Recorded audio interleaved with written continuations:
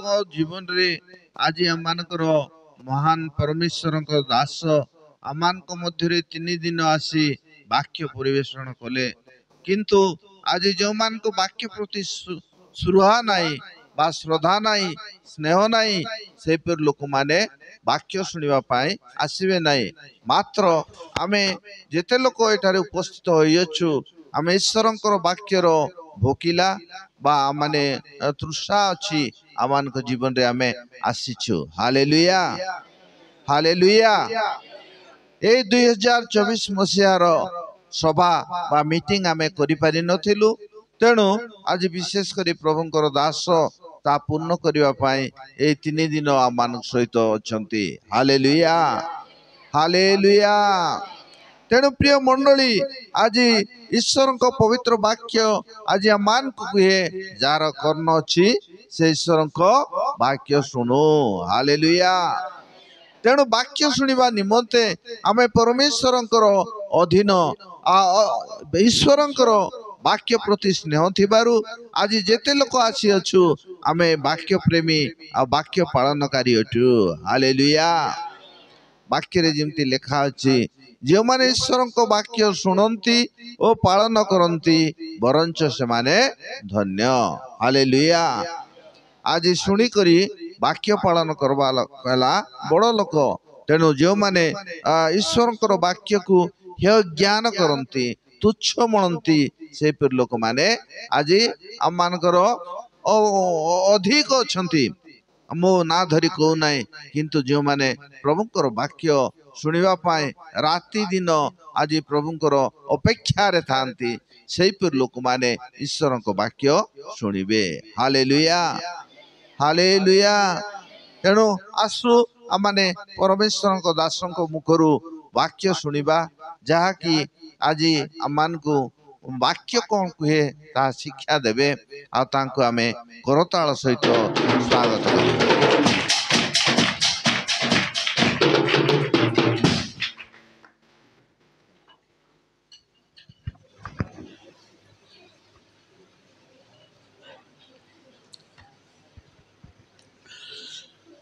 प्रभु महानाम को धन्यवाद दिए आपण मानक मध्य कृतज्ञ ज्ञापन करे कारण प्रभु वाक्य को प्रेम करी आपण माने 3 दिन ए स्थान को आसी शुणी जे भली प्रभु दास कहते वाक्य शुणी पालन करने मुख्य विषय जो माने वाक्य शुणी पालन करती से माने पत्थर उपरे गृह निर्माणकारी बुद्धिमान सदृश बोली निजे प्रभु जीशु ख्रीष्ट कहते आमे मनुष्य को गौरव दे प्रभु को गौरव दे समस्ते कहवा हालेलुया। मु गोटे घंटा कहली आ मु कहिछि मोर गोटे घंटा बड़ बड़ वक्ता मान को 3 घंटा लागिबो कारण अच्छी कहीं मु बाइबल मुखस्त करी कहे अन्य माने पढ़ई पढ़ई कहबे मु बाइबल न खोली कहे से अल्प समय बहुत विषय कह जाई पारे प्रभु गौरव पांतु प्रभु को गौरव दे कहवा हालेलुया। गत काली आमे महाक्लेश विषय शुणी थिले प्रभु जीशु ख्रीष्ट कही सेतेबेले परि महाक्लेश घटिबो जे जगतर आरंभरू आज पर्यंत ताहा घटी नाही पुणी केबे हैं घटिबो नाही पदपर्व कहूनी काली कहिछि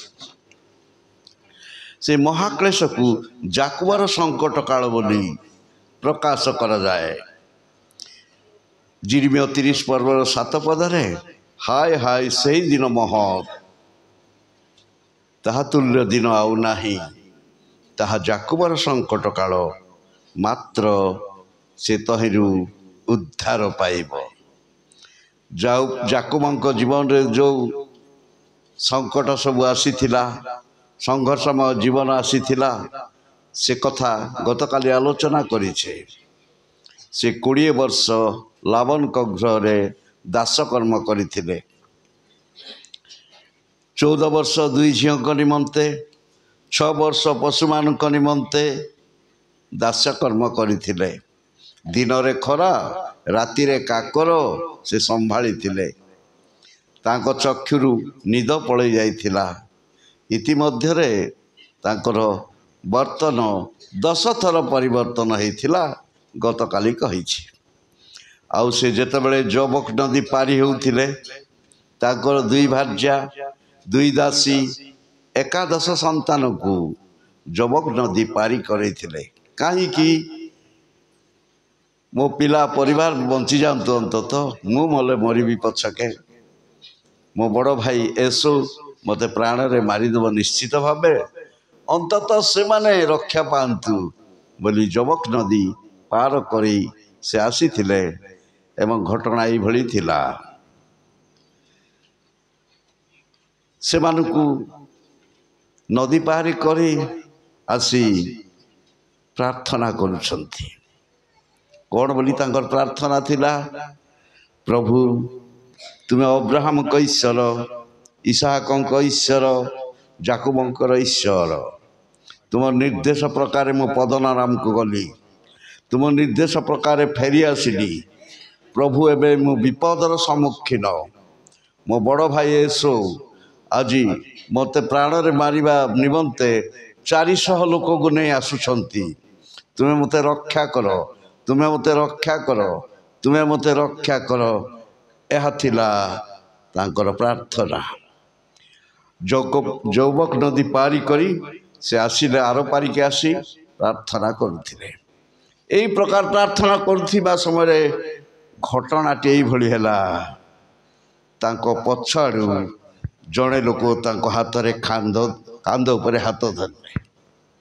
ସେ ଦେଖିଲେ, ଆଜି ଏସୁ ହାତରେ ମୁଁ ପଡ଼ିଗଲି, ନିଶ୍ଚିତ ଭାବେ ମୋର ମୃତ୍ୟୁ ସୁନିଶ୍ଚିତ।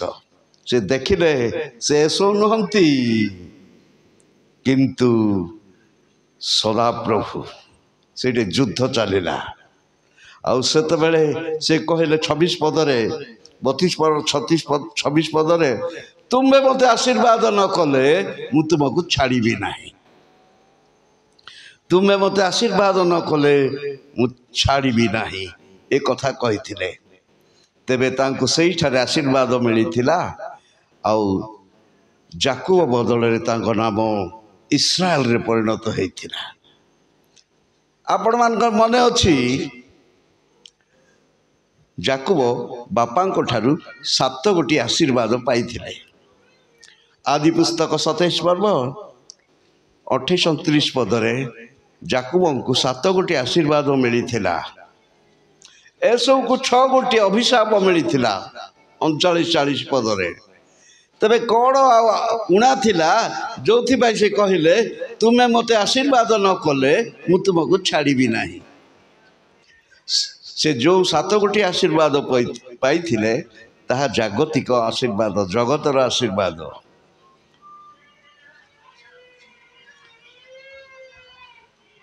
ଏବେ ଏକା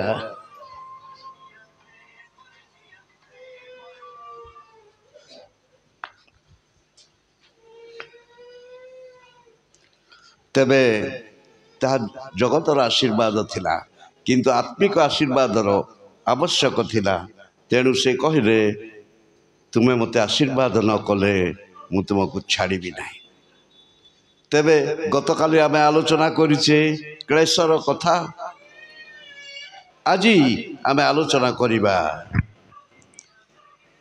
କ୍ଲେଶ ପୂର୍ବରୁ ବିଶ୍ୱାସୀମାନଙ୍କୁ ଉଠେଇ ନେବେ।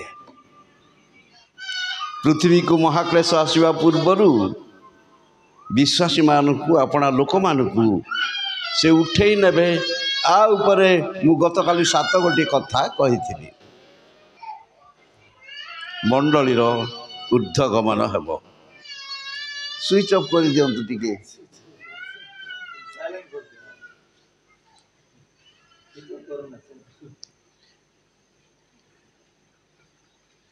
ଡୋଣ୍ଟ ଡିଷ୍ଟର୍ବ ରଖିଦିଅନ୍ତୁ।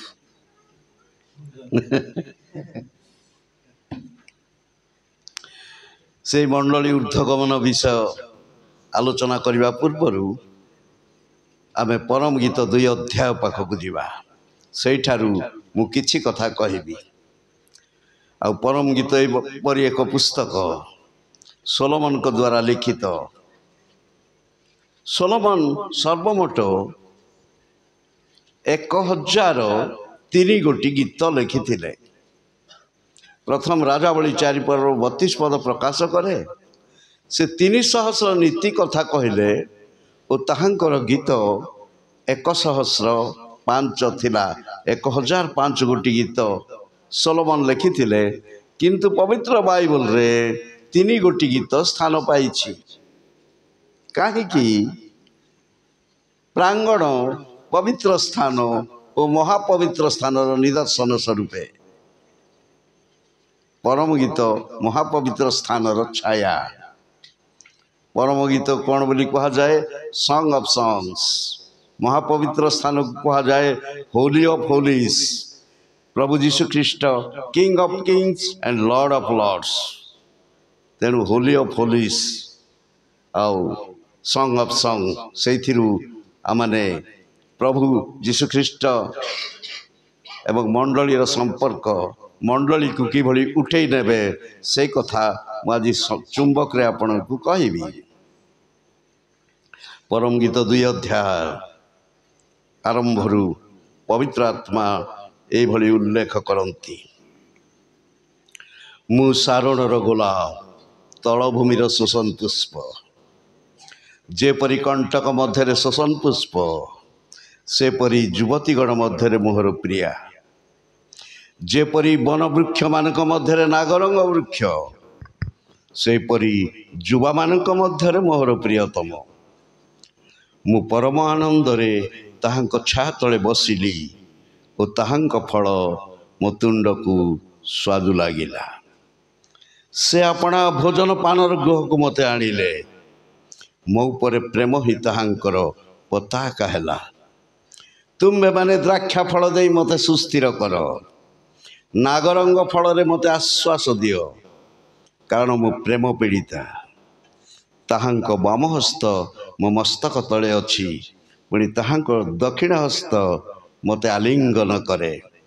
हे जेरुसालेमर कन्यागण, मु तुम मानक क्षेत्र स्थित हरिणी और मृगीगणर शपथ देउछि जे प्रेमर बासना नहिबा पर्यंत तुम्हें माने प्रेम को जगाओ नहीं कि उत्तेजना करो नहीं।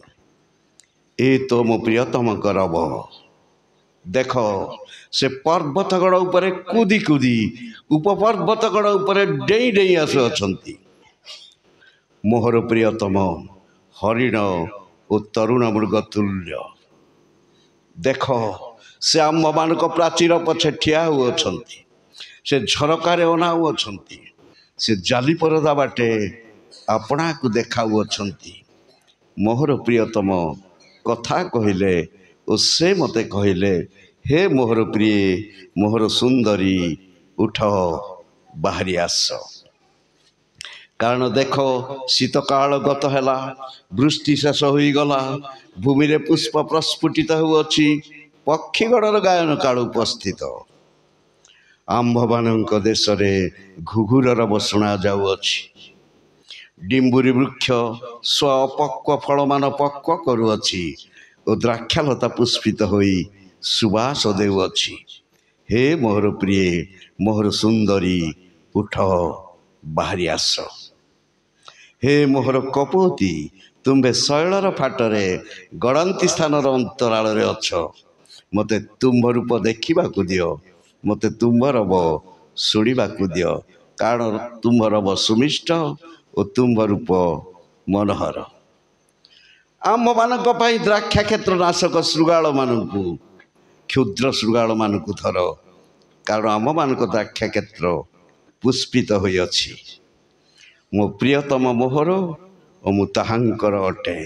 से शोषण पुष्पवन मध्य आपणा पल चराउ अछंती। हे मोहर प्रियतम दिवस शीतल हेबा और छाया बही जीवा पर्यंत तुम्हें फेरी आसी बेथर पर्वत श्रेणीस्थ हरिण और मृग शावक तुल्य हो। प्रभु ये समस्त वाक्य आशीर्वाद करतु एवं यार गभीर मर्म बुझा निमंते आम प्रत्येक को पवित्र आत्मा सहायता ପ୍ରଦାନ କରନ୍ତୁ। ସମସ୍ତେ ମୋ ସହିତ କୁହନ୍ତୁ ଆମେନ୍। ଏହି ଅଧ୍ୟାୟରେ 10 ପଦ ଏବଂ 13 ପଦରେ ଗୋଟିଏ କଥା ଦୁଇଥର ପବିତ୍ର ଆତ୍ମା ଉଲ୍ଲେଖ କରନ୍ତି। କ'ଣ ସେଇଟା? ହେ ମୋହର ପ୍ରିୟ, ମୋହର ସୁନ୍ଦରୀ, ଉଠ ବାହାରି ଆସ। 10 ପଦରେ। ଆଉ 13 ପଦରେ ଆଉ ଥରେ, ହେ ମୋହର ପ୍ରିୟ, ମୋହର ସୁନ୍ଦରୀ, ଉଠ ବାହାରି ଆସ। ଯଦି ପବିତ୍ର ଆତ୍ମା ଗୋଟିଏ ବିଷୟକୁ ଦୁଇଥର ଉଲ୍ଲେଖ କରନ୍ତି ଗୋଟିଏ ସ୍ଥାନରେ, ତେବେ ତାହା ନିଶ୍ଚୟ ଅତି ଗୁରୁତ୍ୱପୂର୍ଣ୍ଣ। ଏକଥା ଆମେ ଭୁଲି ନ ଯାଅ। ଏଠାରେ ପବିତ୍ର ଆତ୍ମା ପ୍ରକାଶ କରନ୍ତି, ମୋହର ପ୍ରିୟ, ମୋହର ସୁନ୍ଦରୀ, ଉଠ ବାହାରି ଆସ। ମଣ୍ଡଳୀ ଦିନେ ଉଠିଯିବ ଏବଂ ବାହାରିଯିବ। କ୍ଲେଶ ଆସିବା ପୂର୍ବରୁ ଆପଣାର ଲୋକମାନଙ୍କୁ ସେ ଉଠେଇ ନେବେ। ସେଥିପାଇଁ ଆମେ ପ୍ରସ୍ତୁତ ରହିବା ଉଚିତ। ତେଣୁ ଦୁଇ ଗୋଟି ଯୋଗ୍ୟତା ମୁଁ କହିବି। ମଣ୍ଡଳୀ ଉଠିଯିବା ନିମନ୍ତେ ଦୁଇ ଗୋଟି ଯୋଗ୍ୟତା କହିବି। ମଣ୍ଡଳୀ ଉଠିବ ଏବଂ ଯିବ। ଆଉ ଥରେ ପ୍ରକାଶିତ ବାକ୍ୟ ଭିତରକୁ ଆମେ ଯିବା। ପ୍ରକାଶିତ ବାକ୍ୟ 2 ଅଧ୍ୟାୟ ଏବଂ 3 ଅଧ୍ୟାୟ ସପ୍ତମଣ୍ଡଳୀ ବିଷୟରେ ପ୍ରକାଶ କରେ। ପ୍ରକାଶିତ ବାକ୍ୟର ସପ୍ତମଣ୍ଡଳୀ ଏଫିସି, ସ୍ମର୍ଣ୍ଣା, ପର୍ଗମ, ଥିଆଥିରା, ସାର୍ଦି, ଫିଲାଦଲଫିଆ, ଲାଉଦକିଆ। ସପ୍ତମଣ୍ଡଳୀ। ପ୍ରଥମ ମଣ୍ଡଳୀ ଏଫିସି। ଯୋହନ ଯେତେବେଳେ ନିର୍ବାସନ ହୋଇଥିଲେ ସେତେବେଳେ ସେ ଏଫିସି ମଣ୍ଡଳୀର ପାଳକୀୟ ଦାୟିତ୍ୱରେ ରହିଥିଲେ। ତେଣୁ ତାଙ୍କର ପ୍ରଥମ ପତ୍ର ଏଫିସି ମଣ୍ଡଳୀ ନିକଟକୁ ଲେଖିବା ଯଥାର୍ଥ ଥିଲା। ଆଉ ସପ୍ତମଣ୍ଡଳୀ ମଣ୍ଡଳୀ ଯୁଗର 7 ଗୋଟି ଅବସ୍ଥାର ନିଦର୍ଶନ ସ୍ୱରୂପ। 2 ଅଧ୍ୟାୟ ଏବଂ 3 ଅଧ୍ୟାୟରେ ସପ୍ତମଣ୍ଡଳୀ, 4 ଅଧ୍ୟାୟର ପ୍ରଥମରେ ଯୋହନଙ୍କୁ କୁହାଗଲା, ଏଠାକୁ ଉଠି ଆସ, ଉଠି ଆସ। ଯୋହନ ଦେଖିଲେ 4 ପର୍ବର ପ୍ରଥମ ପଦରେ ସ୍ୱର୍ଗରେ ଗୋଟିଏ ଦ୍ୱାର ଉନ୍ମୁକ୍ତ। ସ୍ୱର୍ଗରେ ଦ୍ୱାର ଉନ୍ମୁକ୍ତ। କ'ଣ ସେଇ ଦ୍ୱାର ଉନ୍ମୁକ୍ତ ଥିବାର ଦେଖିଲେ? ଯୋହନଙ୍କ ଦର୍ଶନରେ ସ୍ୱର୍ଗରେ ଗୋଟିଏ ଦ୍ୱାର ସେ ଦେଖିଲେ ଉନ୍ମୁକ୍ତ ଥିଲା। ସେଇ ଦ୍ୱାର ବିଚାରର ଦ୍ୱାର। ବିଚାର ନିମନ୍ତେ ଦ୍ୱାର ଉନ୍ମୁକ୍ତ ଥିଲା। ତାଙ୍କ ଦର୍ଶନରେ ଗୋଟିଏ ଦ୍ୱାର ଦେଖିଲେ, ତା ଉନ୍ମୁକ୍ତ ଥିଲା। ପରବର୍ତ୍ତୀ ସମୟରେ ସେଇ ଦ୍ୱାର ବିଷୟରେ ଆମେ ଦେଖୁ। ଯାକୁବ ପୁସ୍ତକରେ ଲେଖାଯାଏ 5:9 ପଦରେ, ବିଚାରକର୍ତ୍ତା ଦ୍ୱାର ନିକଟରେ ଦଣ୍ଡାୟମାନ। ସେ ବିଚାରକର୍ତ୍ତା ଭାବେ ଦ୍ୱାର ନିକଟରେ ଦଣ୍ଡାୟମାନ। ବିଚାର କାର୍ଯ୍ୟ ଦିନେ ହେବ। ଆଉ ସେ ବିଚାର କାର୍ଯ୍ୟ କେଉଁଠୁ ଆରମ୍ଭ ହେବ? ସାଧୁ ପିତର ଲେଖନ୍ତି ତାଙ୍କ ପତ୍ରରେ ପ୍ରଥମ ପିତର 4:17 ପଦରେ, ଈଶ୍ୱରଙ୍କ ଗୃହରୁ ବିଚାର ଆରମ୍ଭ ଉପସ୍ଥିତ। ଈଶ୍ୱରଙ୍କ ଗୃହ କହିଲେ ମଣ୍ଡଳୀ। ବିଚାର କାର୍ଯ୍ୟ ମଣ୍ଡଳୀ ଠାରୁ ଆରମ୍ଭ ହେବ। 1 ନମ୍ବରରେ ପାଷ୍ଟର, 2 ନମ୍ବରରେ କାର୍ଯ୍ୟକାରୀ ମାନେ, ପ୍ରାଚୀନ, ତାପରେ ସଭ୍ୟ ମାନେ ମଧ୍ୟ ଛାଡ଼ ପାଇବେ ନାହିଁ। ସେ ବିଚାରକର୍ତ୍ତା ଭାବେ ଆସିବେ, ଦଣ୍ଡାୟମାନ ହେବେ। ଆଉ ବିଚାରକର୍ତ୍ତା ଦ୍ୱାର ନିକଟରେ ଦଣ୍ଡାୟମାନ। ଯୋହନଙ୍କ ଦର୍ଶନରେ ଦେଖିଲେ ଆଉ ସ୍ୱର୍ଗରେ ଗୋଟେ ଦ୍ୱାର, ସେଠି ଆଉ କିଏ ଠିଆ ହେଇନଥିଲେ, ଖୋଲା ଦ୍ୱାର ଥିଲା। ଆଉ ପରବର୍ତ୍ତୀ ସମୟରେ ବିଚାରକର୍ତ୍ତା ଦ୍ୱାର ନିକଟରେ ଦଣ୍ଡାୟମାନ। ମୁଁ ଆପଣଙ୍କୁ ଆଉ ଥରେ କହିବି, ଗତକାଲି ମାଥ୍ୟୁ 24 ଅଧ୍ୟାୟରୁ କହିଥିଲି, ଯାହାକୁ କି ଥିଓଲୋଜି ଭାଷାରେ କୁହାଯାଏ ଅଲିଭେଟ୍ ଡିସ୍କୋର୍ସ, ଜିତ ପର୍ବତରେ କଥାବାର୍ତ୍ତା।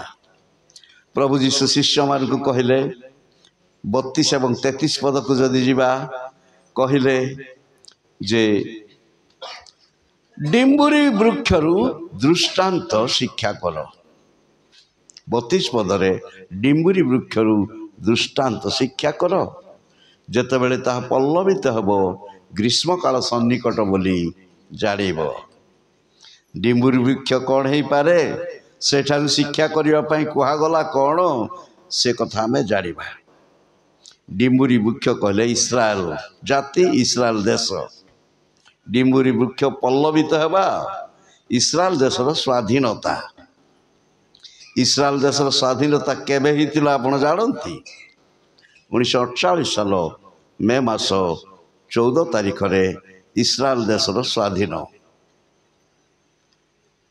डिम्बुरी वृक्ष पल्लवित हैला तापरे घटना कौन 33 पद ता तल पदरे यही समस्त देखिले से द्वारर सन्निकट यह जान यही समस्त देखिले से द्वारर सन्निकट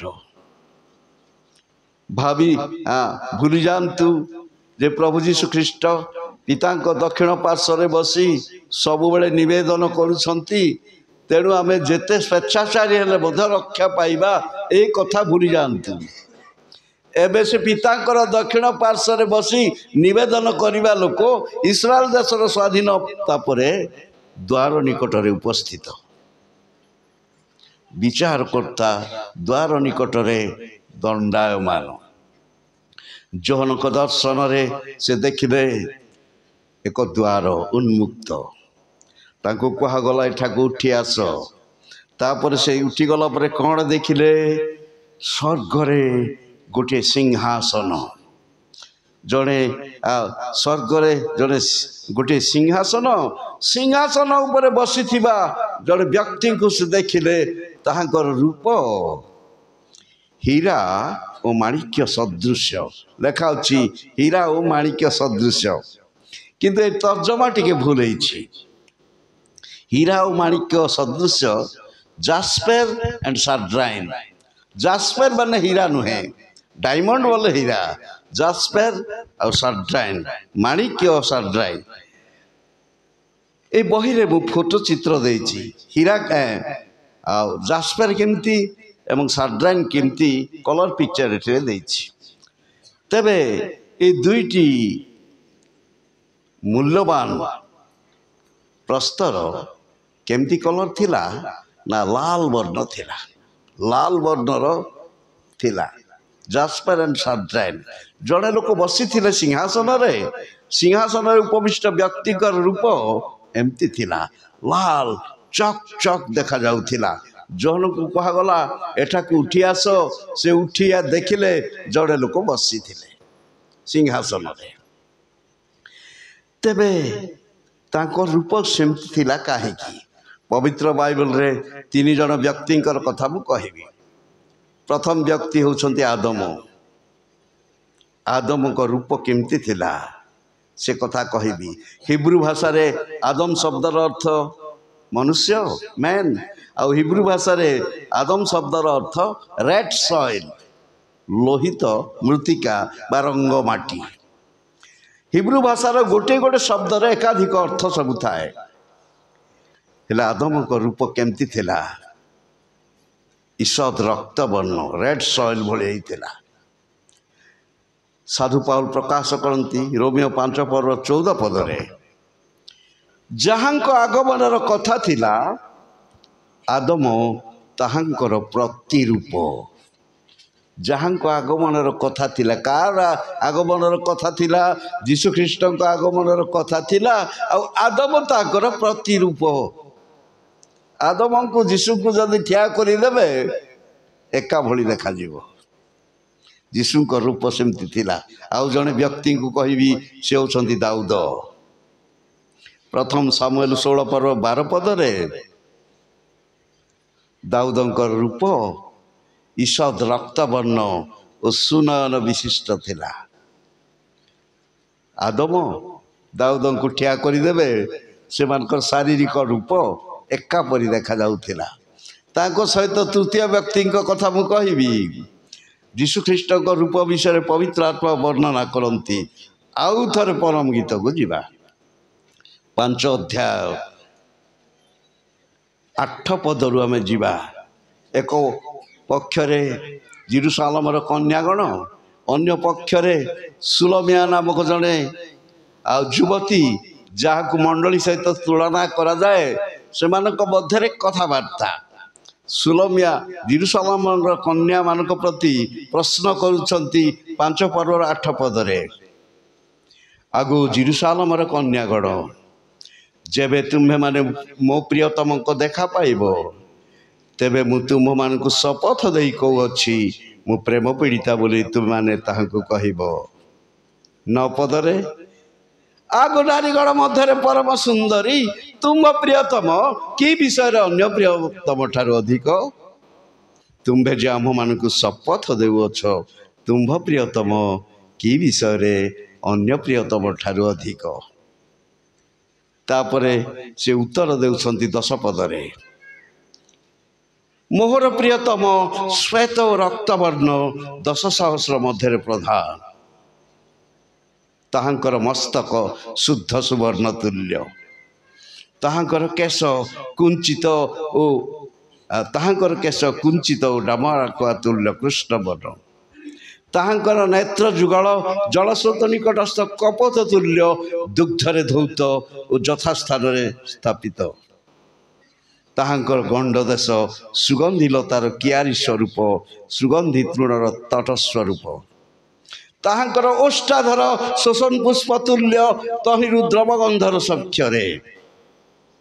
ତାହାଙ୍କର ହସ୍ତଦ୍ୱୟ ବୈଦୁର୍ଯ୍ୟମଣିରେ ଖଚିତ, ସୁବର୍ଣ୍ଣ ମୁଦ୍ରିକା ତୁଲ୍ୟ। ତାହାଙ୍କର ଶରୀର ନୀଳକାନ୍ତ ମଣିମଣ୍ଡିତ, ଗଜଦନ୍ତମୟ ଶିଳ୍ପକର୍ମ ତୁଲ୍ୟ। ତାହାଙ୍କର ଚରଣ ଯୁଗଳ ଶୁଦ୍ଧ ସୁବର୍ଣ୍ଣ ଚୁଙ୍ଗିରେ ସ୍ଥାପିତ, ମର୍ମର ପ୍ରସ୍ତର ସ୍ତମ୍ଭ ତୁଲ୍ୟ। ତାହାଙ୍କର ଦୃଶ୍ୟ ଲିବାନନ ସଦୃଶ୍ୟ, ଏରସ ବୃକ୍ଷ ତୁଲ୍ୟ ଉତ୍କୃଷ୍ଟ। ତାହାଙ୍କ ମୁଖ ଅତ୍ୟନ୍ତ ସୁମିଷ୍ଟ, ହଁ ସେ ସର୍ବତ ଭାବେ ମନୋହର। ଆଗୁ ଜେରୁସାଲେମର କନ୍ୟାଗଣ, ଏହି ମୋର ପ୍ରିୟତମ, ଏହି ମୋର ସଖା। ସମସ୍ତେ କହିବା ତ ହାଲେଲୁୟା। ଆପାଦ ମସ୍ତକର ବର୍ଣ୍ଣନା କରିଛନ୍ତି। ଗୋଟି ଗୋଟି କରି ବର୍ଣ୍ଣନା କରିବା ପାଇଁ ଆମ ହାତରେ ସମୟ ନାହିଁ। ସବୁ ଆତ୍ମିକ ଅର୍ଥରେ 10 ପଦରେ ପ୍ରଥମେ କହିଲେ, ମୋହର ପ୍ରିୟତମ ଶ୍ୱେତ ରକ୍ତବର୍ଣ୍ଣ 10 ସହସ୍ର ମଧ୍ୟରେ ପ୍ରଧାନ। My beloved is white and ruddy, chiefest among 10,000। ଶ୍ୱେତ ରକ୍ତବର୍ଣ୍ଣ। ଶ୍ୱେତ ପବିତ୍ରତାର ପ୍ରତୀକ, ରକ୍ତବର୍ଣ୍ଣ ପ୍ରାୟଶ୍ଚିତର ଗୁଣ। ଏବେ ତୃତୀୟ ବ୍ୟକ୍ତି ଯୀଶୁଖ୍ରୀଷ୍ଟଙ୍କୁ ଦେଖୁଛୁ, ଯାହାଙ୍କର ରୂପ ଆଦମଙ୍କ ରୂପ, ଦାଉଦଙ୍କ ରୂପ ସହିତ ମେଳ ଖାଉଛି। ଏମାନଙ୍କ ରୂପ ଏଇଭଳି ଥିଲା। ତେବେ ଆମେ ଦେଖିବାକୁ ପାଉ, ସିଂହାସନରେ ବସିଥିବା ବ୍ୟକ୍ତିଙ୍କର ରୂପ ଏଇଭଳି ଥିଲା। ଯୋହନ ଦେଖିଲେ, ଆଉ କ'ଣ ଦେଖିଲେ? ସିଂହାସନର ଚତୁର୍ଦିଶରେ ଗୋଟିଏ ମେଘଧନୁ ଥିଲା। ମେଘଧନୁ ଥିଲା। ସିଂହାସନ ଚତୁର୍ଦିଗରେ ଗୋଟିଏ ମେଘଧନୁ ଥିଲା। ମେଘଧନୁର କେତେ ଗୋଟି ରଙ୍ଗ? 7 ରଙ୍ଗ। ମେଘଧନୁର 7 ରଙ୍ଗ। କିନ୍ତୁ ଯୋହନ ଯୋଉ ମେଘଧନୁ ଦେଖିଲେ, ତା 7 ରଙ୍ଗ ନଥିଲା, ଗୋଟିଏ ମାତ୍ର ରଙ୍ଗ। ତାକୁ ଇଂରାଜୀ ଭାଷାରେ ଏମେରାଲ୍ଡ ବୋଲି କୁହାଯାଏ। ସବୁଜ ରଙ୍ଗର ଗୋଟିଏ ମାତ୍ର ରଙ୍ଗର ଆଉ ମେଘଧନୁ ସେ ଦେଖିଥିଲେ। ସିଂହାସନର ଚତୁଃପାର୍ଶ୍ୱରେ ଗୋଲାକାର ମେଘଧନୁ ସେ ଦେଖିଥିଲେ, ଅର୍ଦ୍ଧ ଗୋଲାକାର ନୁହେଁ। ଆମେ ଯେତେ ସବୁ ମେଘଧନୁ ଦେଖିଛେ ଅର୍ଦ୍ଧ ଗୋଲାକାର, କିନ୍ତୁ ଯୋହନ ଦେଖିଲେ ଗୋଲାକାର ମେଘଧନୁ। ସିଂହାସନ ଚତୁର୍ଦିଗରେ ଏକ ମେଘଧନୁ। ଯେତେବେଳେ ଆମେ ଉଠିଯିବା, ଉଠ ଏଠା ବାହାରି ଆସ, ସେତେବେଳେ ଆମେ ଗୋଲାକାର ମେଘଧନୁ ଆମେ ମଧ୍ୟ ଦେଖିବା। ସମସ୍ତେ କହିବା ହାଲେଲୁୟା। ସପ୍ତରଙ୍ଗ, ମେଘଧନୁର ସପ୍ତରଙ୍ଗ କ'ଣ କ'ଣ? ବାଘ ବାଘ ହଲାନା, ହଁ ବାଘ ନିଶ ହନାଲା, ଇଂରାଜୀରେ ଭିବଗ୍ୟୋର। ଆଉ ସେ ସପ୍ତରଙ୍ଗକୁ ଯଦି ଗୋଟିଏ ରଙ୍ଗ କରାଯାଏ ତାହା ହେବ ଶ୍ଵେତ ବର୍ଣ୍ଣ, ଧଳା ରଙ୍ଗ ହେବ, କାରଣ ସୂର୍ଯ୍ୟ କିରଣରୁ ସେ ତାହା ଆସିଥାଏ। ଯୋହନ ଦେଖିଲେ ଗୋଟିଏ ସିଂହାସନ, ସିଂହାସନର ଚତୁଃପାର୍ଶ୍ୱରେ ଗୋଟିଏ ମେଘଧନୁ। ମନେ ରଖିଥିବେ, ଯେତେବେଳେ ମେଘଧନୁ ଦେଖିବେ ଇନ୍ଦ୍ରଧନୁ ବୋଲି କେବେ କହିବେ ନାହିଁ। ମେଘଧନୁ କହନ୍ତୁ ବା ବୃଷ୍ଟିଧନୁ କୁହନ୍ତୁ, ରେନବୋ, ବିଜାତି ଲୋକମାନଙ୍କ ପରି କି ଧନୁ? ଇନ୍ଦ୍ରଧନୁ ବୋଲି ଭୁଲରେ ମଧ୍ୟ କହିବେ ନାହିଁ। ସେଇଟା ଇନ୍ଦ୍ର ଦେବତାଙ୍କର ଧନୁ ନୁହେଁ। ସତ୍ୟ ସଦାପ୍ରଭୁ ସନାତନଙ୍କର ଦ୍ୱାରା ସୃଷ୍ଟି। ତେବେ ଯୋହନଙ୍କ ଦର୍ଶନରେ ଗୋଟେ ସିଂହାସନ, ସିଂହାସନର ଚତୁଃପାର୍ଶ୍ୱରେ ମେଘଧନୁ। ଆଉ କ'ଣ ସବୁ ଦେଖିଲେ ବର୍ଣ୍ଣନା କରିବାକୁ ହାତରେ ସମୟ ନାହିଁ। ସମ୍ମୁଖରେ ଗୋଟିଏ ସମୁଦ୍ର, କାଚମୟ ସମୁଦ୍ର, ସ୍ୱଚ୍ଛ ସମୁଦ୍ର ଦେଖିଥିଲେ। ଏହି ସମୁଦ୍ର କଥା ଟିକେ କହିବି। ରାଜା ସୋଲୋମନଙ୍କର ମନ୍ଦିର ସମ୍ମୁଖରେ ଗୋଟେ ପିତ୍ତଳ କୁଣ୍ଡ ଥିଲା। ତାକୁ ଆଉ କ'ଣ ବୋଲି କୁହାଯାଇଛି? ସମୁଦ୍ର ରୂପ ପାତ୍ର। ପ୍ରଥମ ରାଜାବଳୀ 7 ଅଧ୍ୟାୟ 23ରୁ 25 ପଦରେ ସମୁଦ୍ର ରୂପ ପାତ୍ର, ଇଂରାଜୀ ଭାଷାରେ ମୋଲ୍ଟେନ୍ ସି, ମୋଲ୍ଟେନ୍ ସି ବା ସମୁଦ୍ର ରୂପ ପାତ୍ର, ଏହି ବାକ୍ୟ 3 ଥର ଲେଖାଉଛି। 7 ଅଧ୍ୟାୟ 23ରୁ 25 ପଦରେ ମୋଲ୍ଟେନ୍ ସି ବା ସମୁଦ୍ର ରୂପ ପାତ୍ର ଶବ୍ଦ 3 ଥର ଲେଖାଉଛି। ଆଉ ସେ ପିତ୍ତଳମୟ କୁଣ୍ଡ ସୋଲୋମନଙ୍କ ମନ୍ଦିରର ସାମ୍ନାରେ ଥିଲା। ତାହା ଯୋହନଙ୍କ ଦର୍ଶନରେ ଯାହା ଦେଖିଲେ ତାହା ବାସ୍ତବ, କିନ୍ତୁ ସୋଲୋମନଙ୍କର ମୋଲ୍ଟେନ୍ ସି ତାହା ଛାୟା ସ୍ୱରୂପ ଥିଲା। ସୋଲୋମନଙ୍କ ଦ୍ୱାରା ନିର୍ମିତ ସେ ପିତ୍ତଳ କୁଣ୍ଡ, ଯାହାକି ଆମେ ଦେଖିବାକୁ ପାଉ ସମୁଦ୍ର ରୂପ ପାତ୍ର ବୋଲି 3 ଥର ଉଲ୍ଲେଖ କରାଯାଇଛି, ତାହା ଛାୟା, କିନ୍ତୁ ଯୋହନ ଦେଖିଲେ କାଚମୟ ସମୁଦ୍ର, ତାହା ବାସ୍ତବ। ସମସ୍ତେ କହିବା ହାଲେଲୁୟା। ତେବେ ଆଶ୍ଚର୍ଯ୍ୟର କଥା, ଯୋହନ ଯେଉଁ ସିଂହାସନକୁ ଦେଖିଲେ, ସିଂହାସନ ଚତୁର୍ଦିଗରେ ମେଘଧନୁ। ଯୋହନଙ୍କ ଦର୍ଶନ ଆହୁରି ଅଛି 20 ଅଧ୍ୟାୟରେ। ବୃହତ୍ ଶ୍ଵେତବର୍ଣ୍ଣ ସିଂହାସନ ଦେଖିଲେ 20 ଅଧ୍ୟାୟ 11 ପଦରେ। ସେଇଠି କିନ୍ତୁ ସେ ଦେଖି ନାହାନ୍ତି ମେଘଧନୁ। ମେଘଧନୁ 4 ଅଧ୍ୟାୟରେ ଦେଖିଲେ, କିନ୍ତୁ 20 ଅଧ୍ୟାୟ ବେଳେ ତାଙ୍କର ଦର୍ଶନ ସିଂହାସନ ଚତୁଃପାର୍ଶ୍ୱରେ ମେଘଧନୁ ନଥିଲା। କାହିଁକି? ସେତେବେଳେ ଆଉ ଅନୁଗ୍ରହ ନଥିବ। ବିଚାରକର୍ତ୍ତା ଭାବେ ଯେତେବେଳେ ବସିବେ, ସେତେବେଳେ ଆଉ ଅନୁଗ୍ରହ ନଥିବ। ତେବେ ସୋଲୋମନଙ୍କର ସିଂହାସନ, ପ୍ରଥମ ରାଜାବଳୀ 10 ଅଧ୍ୟାୟ ପାଖକୁ ଯିବା। 10 ଅଧ୍ୟାୟରେ କେତେକ ବିଶେଷ କଥା ଆମେ ଦେଖୁ। 10 ଅଧ୍ୟାୟର ପ୍ରଥମ ପଦରେ ଅନନ୍ତର ଶିବାଦେଶର ରାଣୀ ସଦାପ୍ରଭୁଙ୍କ ନାମ ସମ୍ବନ୍ଧରେ ସୋଲୋମନଙ୍କର ସୁଖ୍ୟାତି ଶୁଣି ନିଗୂଢ଼ ପ୍ରଶ୍ନ ଦ୍ୱାରା ତାହାଙ୍କୁ ପରୀକ୍ଷା କରିବା ପାଇଁ ଆସିଲା। ଶିବାଦେଶର ରାଣୀ ସୋଲୋମନଙ୍କ କତିକି ସେ ଆସିଥିଲେ। ସେ ଅନେକ ବିଷୟ ଦେଖିଲେ। ତାପରେ 7 ପଦରେ ସେ ପ୍ରକାଶ କଲେ, ଦେଖନ୍ତୁ ଅର୍ଦ୍ଧେକ ମୋତେ କୁହାଯାଇ ନଥିଲା। Behold, the half was not told me. ତାପରେ 8 ପଦରେ ଆଉ ଗୋଟେ କଥା ସେ କହୁଛନ୍ତି। ପ୍ରଥମ ରାଜାବଳୀ 10 ଅଧ୍ୟାୟ 8 ପଦ ଆମେ ଆଲୋଚନା କରିବା। ଆଉ 1 ମିନିଟ୍ ସମସ୍ତେ ଠିଆ ହେବା। जो माने ठिया हेबा पाई असुविधा बसंतु, जो माने ठिया हेबा पाई पारिबे से माने ठिया हुंतु। बाइबल खोलंतु प्रथम राजावली 10 अध्याय 8 पद को आमने ठिया होई आमने चिंता करिवा, आलोचना करिवा।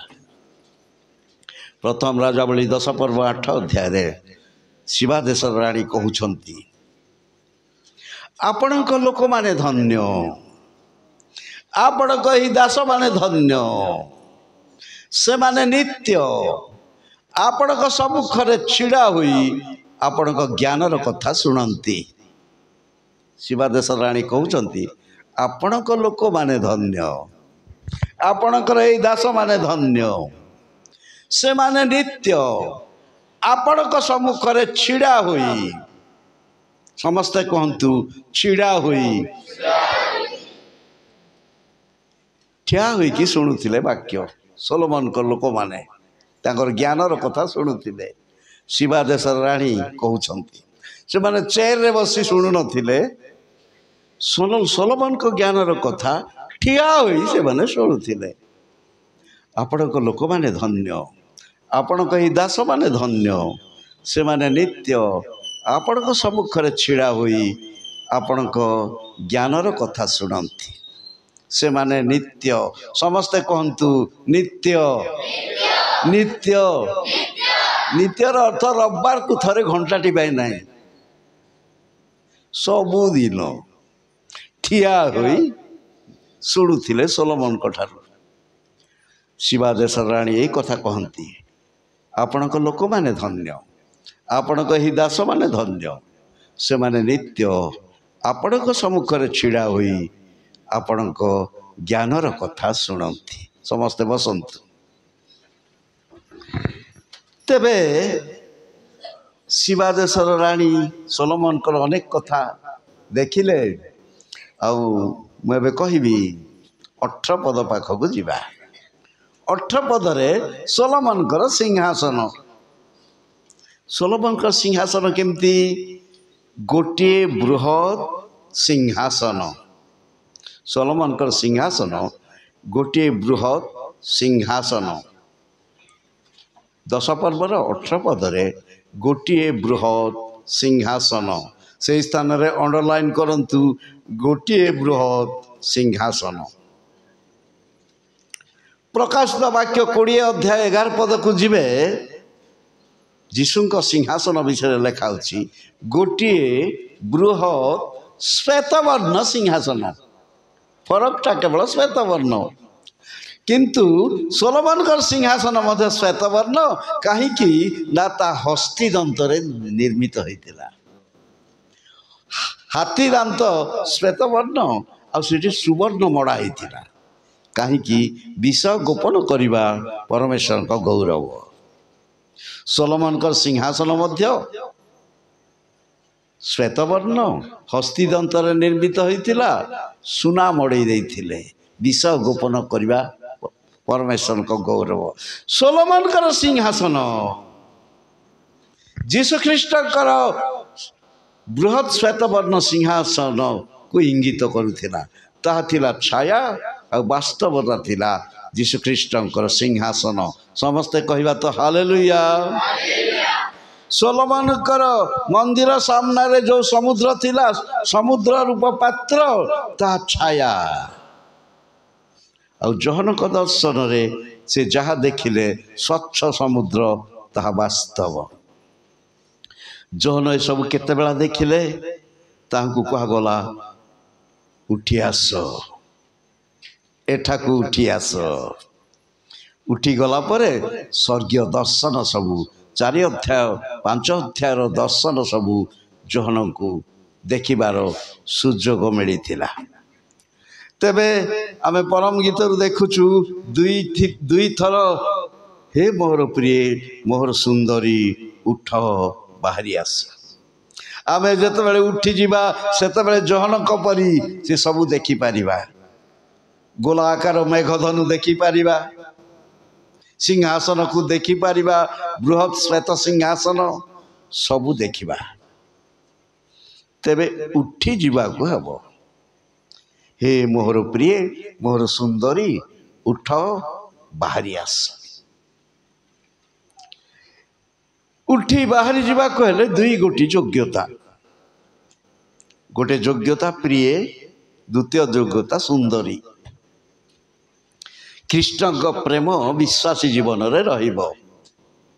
प्रिय साजिबा कहले कृष्ण प्रेम विश्वासी जीवन रे रहिबो। आ ताहा कथारे नुहे किंतु कार्य रे। कृष्ण प्रेम कथारे नुहे किंतु कार्य रे। आज झील घर को आम खाइबा जाइलु, एते बढ़िया करी रोसई करी हमको देइतिले कार्य रे।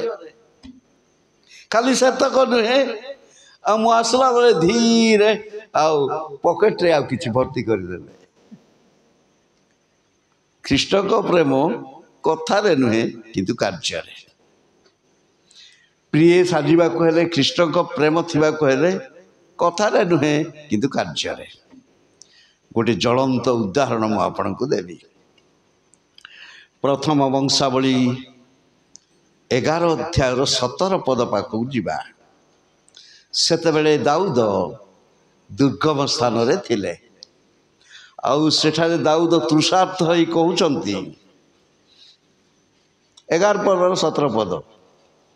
दाऊद तृषार्थ होई कहले कौन बोली, आ केही बेथलेम नगर द्वार निकटस्थ कूप जल पान करने को मते दियंता कि। दाऊद तृषित अवस्था अछंती दुर्गम स्थान रे। से कहउछंती बेथलेम नगर द्वार निकटस्थ कूप जल पान करने को मते के दियंता कि। तृषार्थ अवस्था रे बेथलेम नगर द्वार निकटस्थ कूप जल पान करने को से इच्छा कले।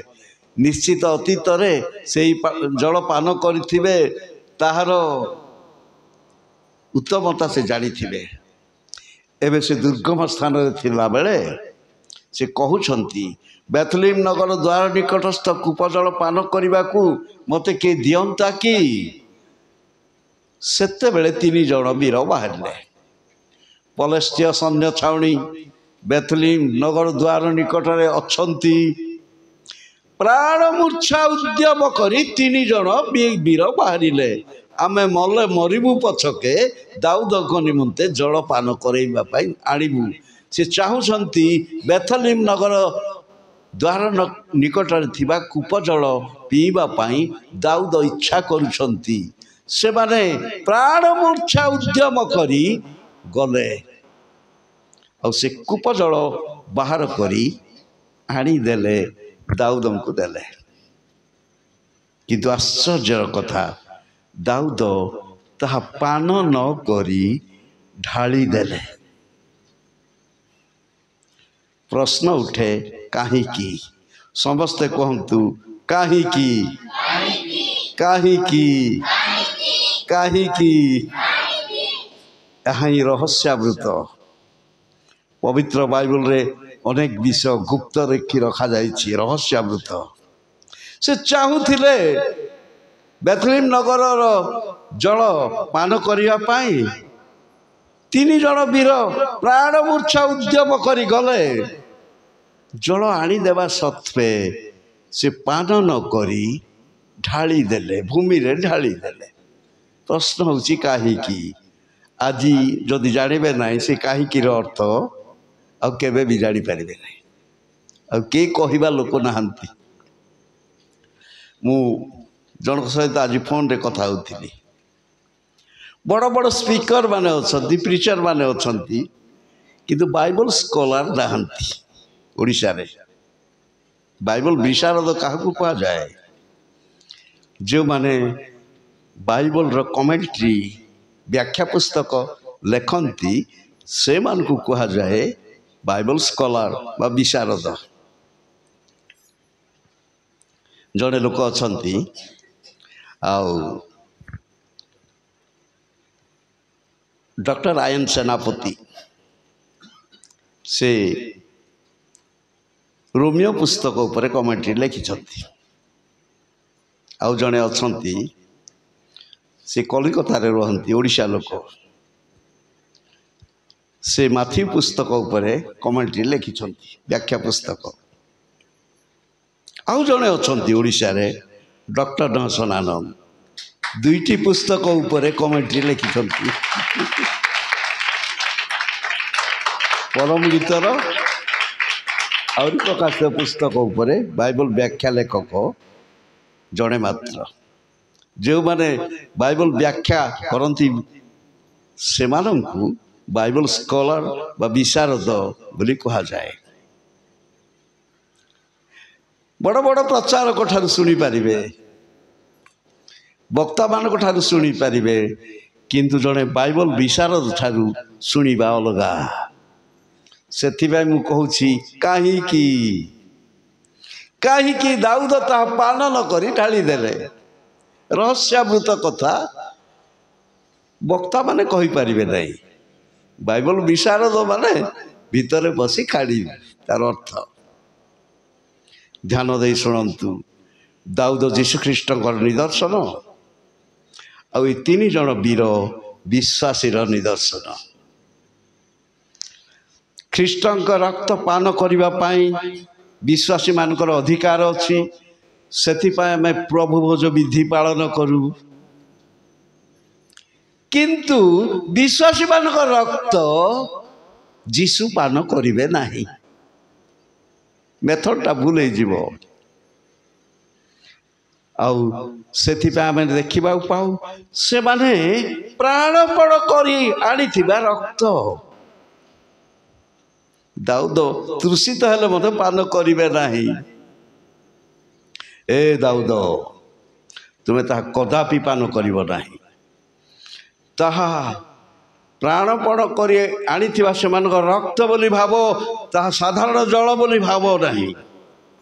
ସେଦିନ ପବିତ୍ର ଆତ୍ମା ଦାଉଦଙ୍କୁ ଚେତାଇ ଦେଇଥିଲେ। ସେଥିପାଇଁ ସେ ତୃଷିତ ଅବସ୍ଥାରେ ଥିବାବେଳେ ମଧ୍ୟ ସେ ତାହା ପାନ ନ କରି ଢାଳି ଦେଲେ। ପ୍ରଭୁଙ୍କର ଆଦେଶକୁ ମାନିବେ ନା ତୃଷା ମେଣ୍ଟେଇବା ନିମନ୍ତେ ପାନ କରିବେ? ମୁଁ ଗତକାଲି କହୁଥିଲି, ଏ ବାଟିମ ଅନ୍ଧ ସେ ନାଜରିତୀୟ ଯୀଶୁ ନୁହନ୍ତି, ସେ ଦାଉଦ ସନ୍ତାନ ଯୀଶୁ। ନାଜରିତୀୟ ଯୀଶୁ ବୋଲି ପ୍ରାର୍ଥନା କରେ ନା, କିନ୍ତୁ ଦାଉଦ ସନ୍ତାନ ଯୀଶୁ ବୋଲି ପ୍ରାର୍ଥନା କରେ। ସେଦିନ ପବିତ୍ର ଆତ୍ମା ସେ ଅନ୍ଧ ଭିକ୍ଷୁକକୁ ଶିକ୍ଷା ଦେଇଥିଲେ। ଆଜି ଦାଉଦଙ୍କୁ ସେହି ଆତ୍ମା ହିଁ ଚାଳନା ଦେଉଛନ୍ତି। ଦାଉଦ, ତୁମେ କଦାପି ପାନ କରିବ ନାହିଁ, ତାହା ସାଧାରଣ ଜଳ ବୋଲି ଭାବିବ ନାହିଁ। ସେମାନେ ପ୍ରାଣପଣ କରି ଆଣିଥିବା ରକ୍ତ। ସେଥିପାଇଁ ଦାଉଦ ଢାଳି ଦେଲେ। ଏଥିରୁ ପ୍ରମାଣିତ, ସେଇ ତିନି ଜଣ ବୀର ପ୍ରାଣ ମୂର୍ଚ୍ଛା ଉଦ୍ୟମ କରି ବେଥଲେହେମ ନଗର ଜଳ ଆଣି ଦେଇଥିଲେ। କାର୍ଯ୍ୟ ଦ୍ୱାରା ସେମାନେ ପ୍ରମାଣିତ କଲେ ଦାଉଦଙ୍କୁ ପ୍ରେମ କରନ୍ତି।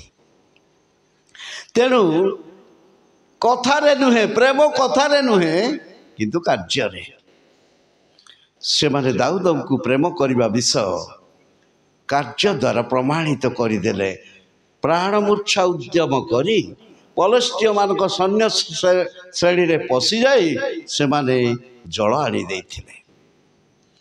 ଖ୍ରୀଷ୍ଟଙ୍କ ପ୍ରେମ କାର୍ଯ୍ୟ ଦ୍ୱାରା। ହେ ମୋର ପ୍ରିୟ, ପ୍ରିୟ ସାଜିବାକୁ ହେଲେ କାର୍ଯ୍ୟ ଦ୍ୱାରା।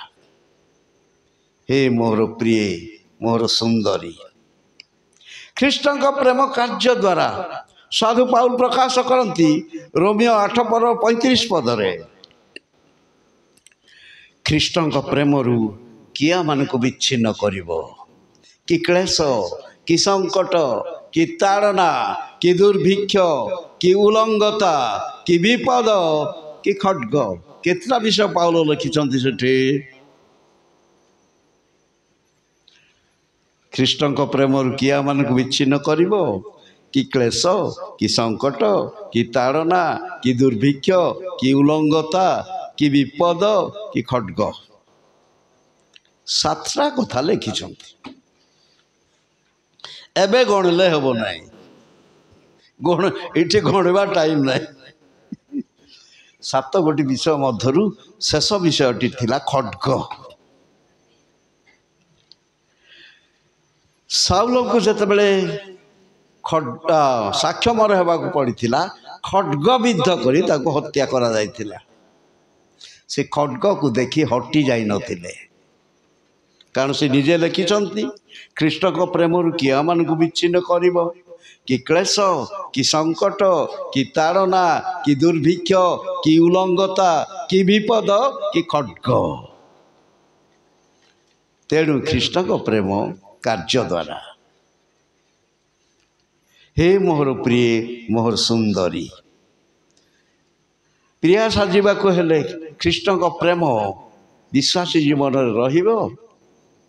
कृष्ण को प्रेम कार्य सुंदरी हाथ रे समय नहीं चुंबक रे कहबी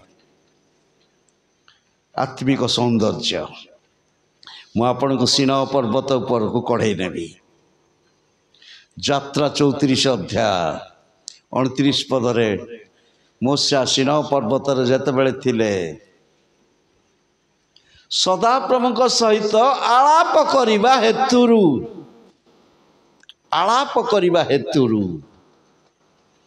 तांको मुखर चर्म आलोकित होइतिला तेजियान देखा जाउतिला उज्जवल देखा जाउतिला। आलाप करिबा हेतुरु सेठी अंडरलाइन करंतु आलाप करिबा हेतुरु तांको मुखर चर्म उज्जवल देखा जीवार कारण आलाप करिबा हेतुरु आज आम प्रभु सहित आलाप करिपरिबा केमती करिबा जेते बेले आम प्रार्थना करिबा सेते बेले आम प्रार्थना से सुनिबे जेते बेले आम वाक्य अध्ययन करिबा ताकर कथा आम सुनिबा आम कथा सुनेबा ताको कथा सुनिबा आलाप आलाप करिबा हेतुरु तांकर सौंदर्य बढ़ीथिला। आपण जानती गीत संहिता 90 पर्व मूसांकर प्रार्थना गीत संहिता 90 कार प्रार्थना मूसांकर प्रार्थना सेठी 17 गोटी पद स्थान पाई शेष पदरे मूसांकर प्रार्थना सदा प्रभु आमान को परमेश्वर को सौंदर्य आम्भमान को ऊपरे अधिष्ठान करू।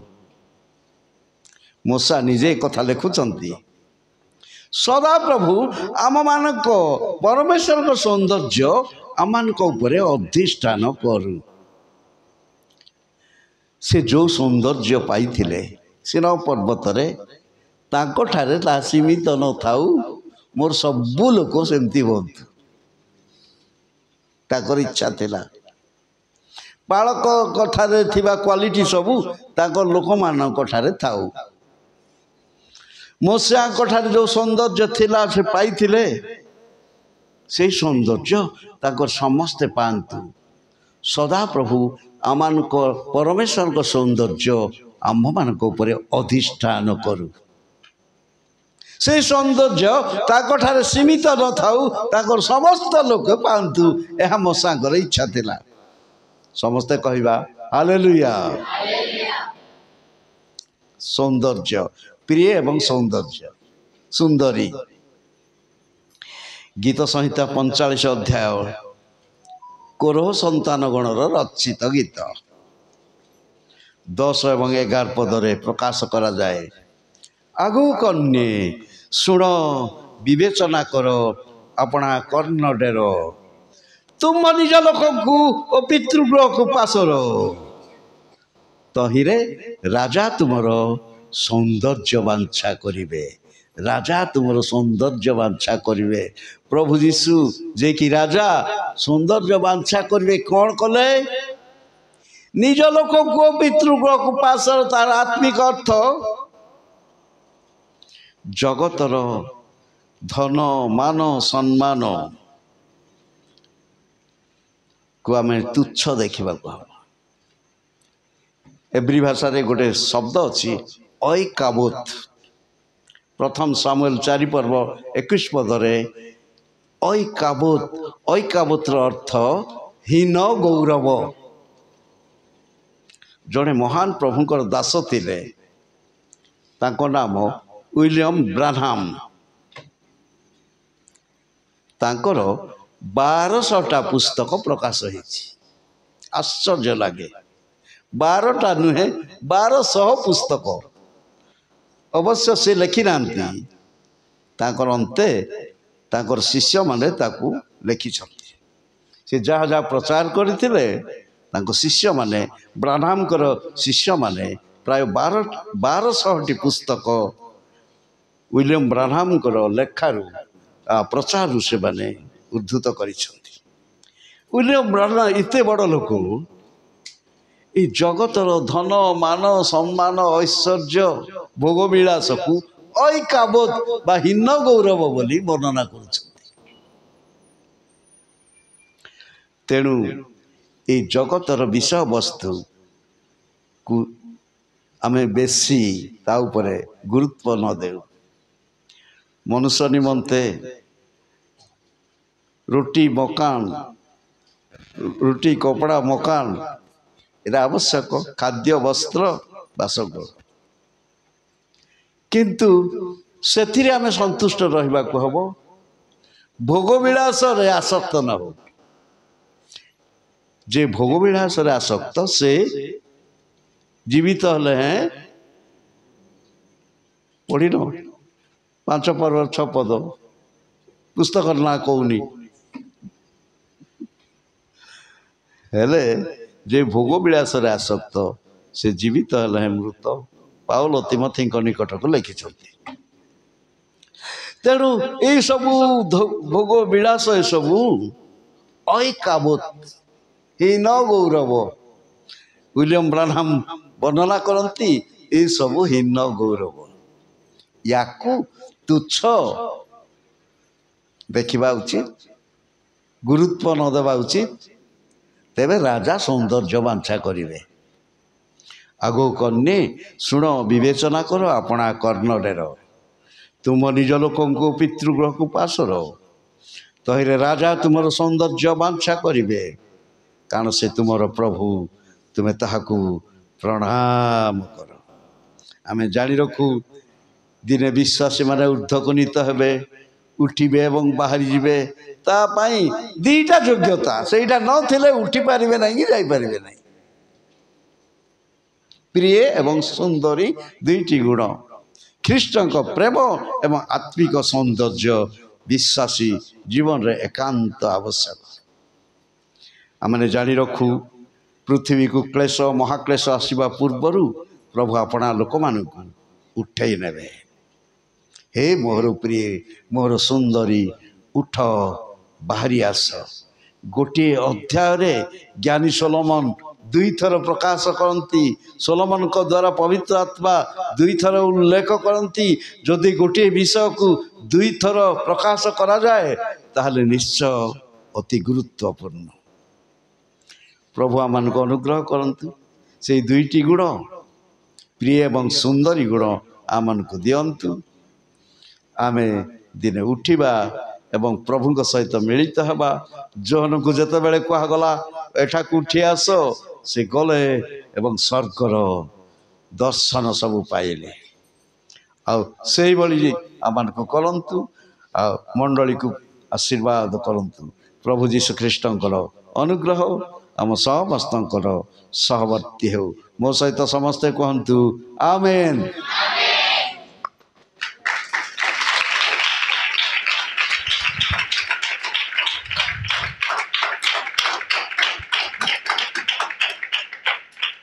हालेलुया हालेलुया हालेलुया। परमेश्वर धन्यवाद हो जेहेतु प्रभुंकर दास आमान को गभीर विषय आलोचना करी आज आमान को तृप्त करियछंती। धन्यवाद हालेलुया। तेणु प्रभुंकर दासंक पाए आमाने प्रार्थना करिबा। आ प्रभुंकर दास पुनर्बार आसंतु या आमे कामना करिबा। तेणु आज आमने प्रभुंकर दास को तांको परिवार पई आमे प्रार्थना करिबा। Hallelujah hallelujah.